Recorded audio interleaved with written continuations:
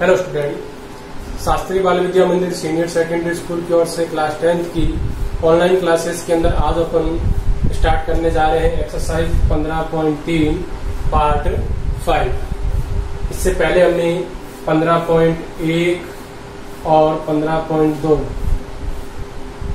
ये दो exercise complete की पार्ट 4 तक।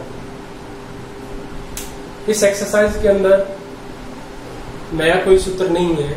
जो सूत्र हमने 15.1 और 15.2 में यूज लिए हैं उन्हीं सूत्रों पे ये एक्सरसाइज आधारित है। इसमें विविध प्रश्न वाला नहीं है। उसके स्थान पर एक्सरसाइज 15.3 दे रखी है, जो कि 15.1 और 15.2 में जो फॉर्मूले थे उसी पे आधारित है। तो अपन स्टार्ट करते हैं 15.3 का question number first.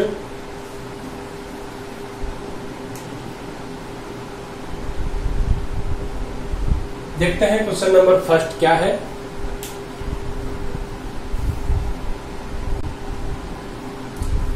Question number first में दिया गया है 14 सेमी भुजा के वर्ग में बने अंतःवर्त की परिधि ज्ञात कीजिए।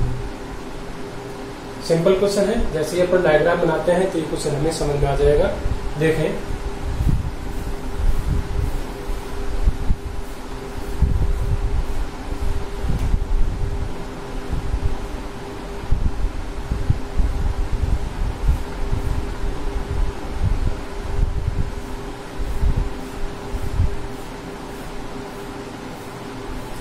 ये हमने वर्ग लिया 14 सेमी भुजा का।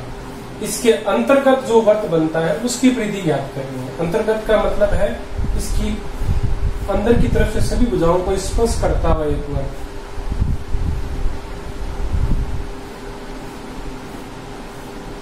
इस तरीके से एक वर्ग की भुजाओं को अंतः स्पर्श करने वाले वर्त की परिधि ज्ञात करनी है। तो इस डायग्राम से बहुत आसानी से हम समझ सकते हैं कि जो अंतर्गत वर्त बन रहा है उसका व्यास क्या होगा। क्योंकि भुजा 14 सेमी है तो यहां से दोनों तरफ ये भुजाओं को स्पर्श कर रहा है। तो अगर मैं यहां से इस तरीके से वर्त के केंद्र से होते हुए अगर मैं वर्त का व्यास खींचता हूं तो इसके दोनों सिरे वर्त की परिधि पर है, जो कि वर्ग की भुजाओं को स्पर्श करते हैं। इस वजह से जब भी अंतर्गत वर्त बनाते हैं वर्ग के अंदर, तो जो वर्ग की भुजा होती है वही वृत्त का व्यास होता है। इस क्वेश्चन में समझने वाली बस स्टेप इतनी ही थी, क्योंकि अगर हमें वर्त का व्यास या त्रिज्या पता हो तो वर्त का क्षेत्रफल या परिधि बहुत आसानी से ज्ञात की जा सकती है। हमें वर्ग की भुजा दे रखी है तो वर्ग की भुजा से वर्त का व्यास आ जाएगा और व्यास से हम आधा करके त्रिज्या निकाल लेंगे। फिर वर्ग की परिधि का सूत्र होता है 2πr, उससे ज्ञात हो जाएगा। तो इस डायग्राम को हम कच्चा डायग्राम बना के साइड में बता भी सकते हैं और नहीं भी बताएंगे तो भी चल जाएगा। बस हमें पता होना चाहिए कि वर्ग की भुजा वर्त का व्यास कैसे बनती है। तो सबसे पहले अपन क्या करेंगे, अपन लिखेंगे वर्ग की भुजा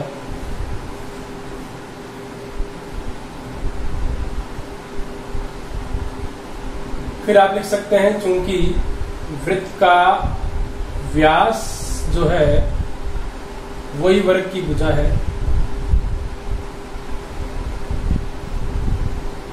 अर्थात व्यास का मान अपने पास आ गया 14 सेंटीमीटर। तो वर्त की त्रिज्या हो जाएगी 14/2, 7 सेमी। आपसे वर्त की परिधि पूछी गई है तो आपने सूत्र लगाया वर्त की परिधि 2πr, 2 × 22/7 × 7, एक साथ से एक साथ कट जाएगा। 22 दूनी 44 सेंटीमीटर है तो यहाँ आ जाएगा आपका सेंटीमीटर। तो इस तरीके से सिंपल सा क्वेश्चन था ये। ऐसा का ऐसा क्वेश्चन 15.3 के अंदर लास्ट में भी दिया हुआ है, वो भी सेम ऐसा ही क्वेश्चन है, एज इट इज है। तो वर्ग की भुजा दे रखी थी, अंतर्गत बनने वाले वर्ग की परिधि पूछी थी। तो बस हमें इस डायग्राम से स्पष्ट है कि जो वर्ग की भुजा है वही वर्ग का व्यास है। त्रिज्या निकालेंगे और 2πr वाले सूत्र लगाएंगे और आपका आंसर आ जाएगा। अब देखते हैं क्वेश्चन नंबर 2। क्वेश्चन नंबर 2 हमें दिया गया है, किसी वर्त की परिधि व त्रिज्या का अंतर 74 सेमी है, उस वर्त का क्षेत्रफल ज्ञात कीजिए। यह भी एक अच्छा क्वेश्चन है। देखें क्वेश्चन नंबर 2। सबसे पहले हमने लिखा माना वर्त की त्रिज्या r है, क्योंकि त्रिज्या को हमेशा अपन r से ही व्यक्त करते हैं। अगर त्रिज्या r है तो वर्त की परिधि 2πr।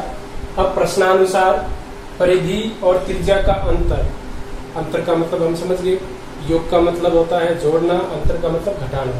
तो हमने अंतर किया परिधि और त्रिज्या, अंतर के लिए हम चिन्ह लगाते हैं माइनस का, तो अंतर लगाया आपने, माइनस का चिन्ह लगाया। बराबर में हमें दे रखा है 74 सेंटीमीटर। परिधि का सूत्र लिख दिया 2πr, त्रिज्या हमें पता है r हमने कॉमन ले लिया तो यहाँ बचेगा 2π, यहाँ r कॉमन ले लेंगे तो यहाँ बचेगा 1। पाई का मान हम जानते हैं 22/7, 2 की 22 से गुणा करेंगे 44/7, वैसा का वैसा, -1 का -1। अब हमें पता है इस पोर्शन को कैसे हल करते हैं, लघुत्तम लेंगे, 7 लघुत्तम लेंगे तो हमारे पास आ जाएगा 44 - 7/7 बराबर में 74। 44 में से 7 घटाएंगे तो आएगा 37/7 चल रहा है। अब हमें पता है गुणा वाली संख्या जैसे ही अपन इधर भेजते हैं तो भाग वाली तो गुणा में आ जाएगी और गुणा वाली भाग में। 37 से जैसे ही पूरा कट रहा है 74, 37 दूनी 74, 7 की 2 से गुणा करेंगे तो त्रिज्या आ जाएगी 14 सेंटीमीटर। वृत्त का क्षेत्रफल हमें पूछा गया है तो पाई r², r की जगह 14 × 14, 7 से 14 को काटा 2।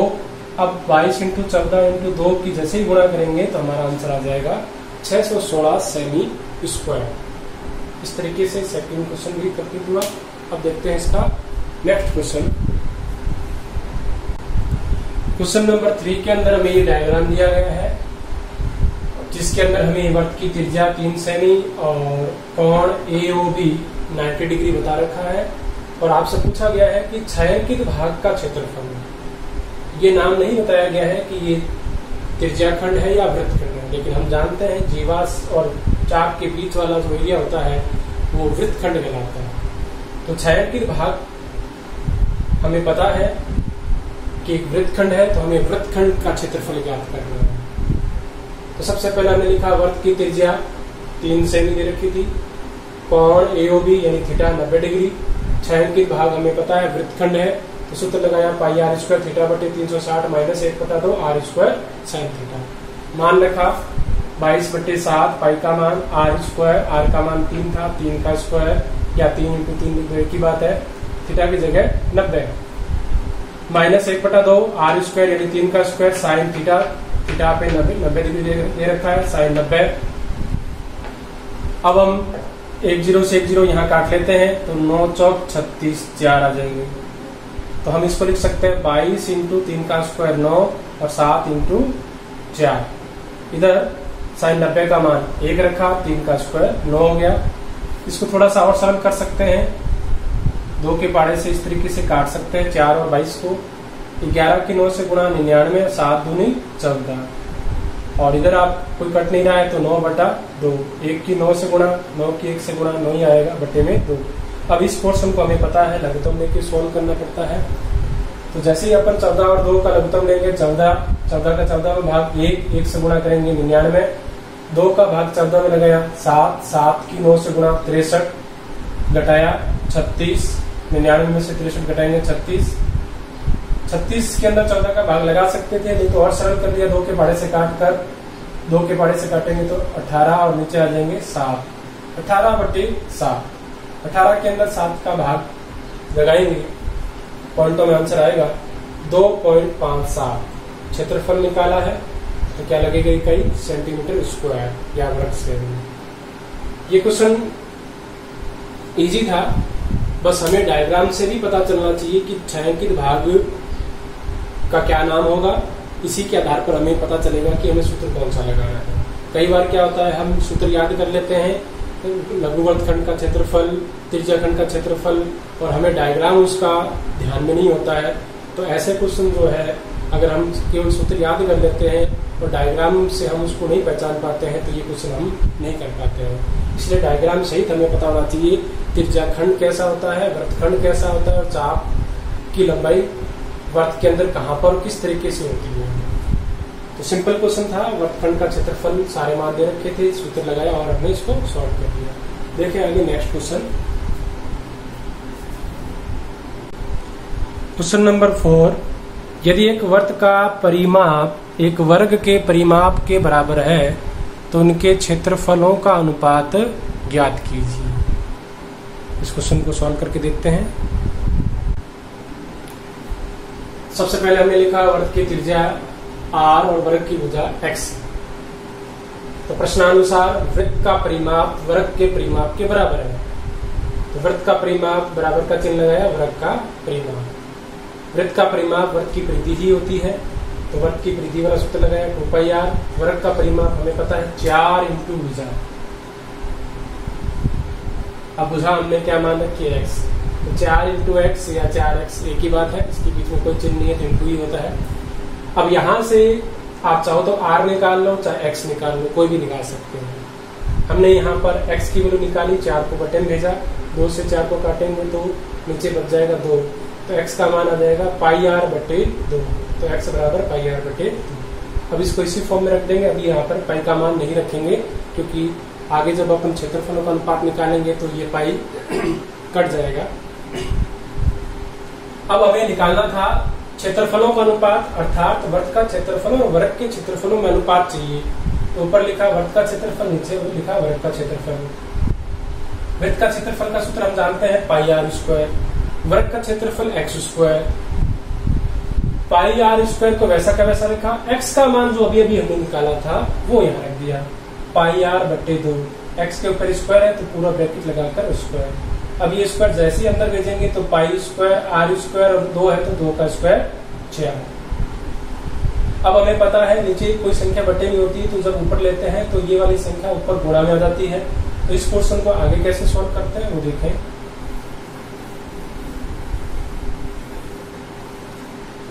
जैसे ही आप πr² ऊपर लेंगे तो 4 बट्टे π² r²। बटे के नीचे जब कोई संख्या बटे में होती है तो जैसे ही उसको पलटते हैं तो पहले π² r² बटे 4 था, ऊपर लेंगे तो 4 ऊपर आ जाएगा और बटे में π² r² आ जाएगा।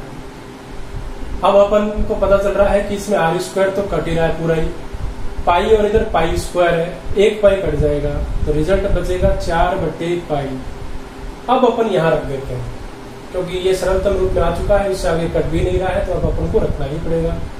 4 बटे के अंदर पाई का मान 22/7, इस 7 को मैं डायरेक्ट ले सकता हूँ ऊपर, बटे के नीचे तो 7 था वो सीधा ऊपर ले लिया और फिर 2 के पाड़े से 2 दूनी 4 और इसको काट दिया तो 11। अब नहीं कट रहा है 14 बटे 11, तो इसको आप लिख सकते हैं 14/11। तो ये इस क्वेश्चन का आंसर होगा। हमें वृत्त का क्षेत्रफल और वर्ग के क्षेत्रफलों का अनुपात पूछा गया था, तो हमने पहले ही x की वैल्यू निकाल ली और जैसे ही मान रखकर इसको सॉल्व करेंगे तो सरल करते लास्ट में पाई का मान रखकर सॉल्व करना पड़ेगा और लास्ट में अपना आंसर आएगा 14/11 यानी 14/11। ये इस क्वेश्चन का आंसर होगा। महत्वपूर्ण क्वेश्चन है ये, क्वेश्चन नंबर 4। अब देखें नेक्स्ट क्वेश्चन 5। क्वेश्चन नंबर 5 के अंदर हमें एक डायग्राम दिया गया है जिसके अंदर बताया गया है कि एक पारक है जिसकी त्रिज्या 3.5 है। ये जो छोटे वाला वृत्त है ये पारक है जिसकी त्रिज्या 3.5 हमें बता रखी है और इसके चारों ओर 1.4 मीटर चौड़ा फुटपाथ बना हुआ है।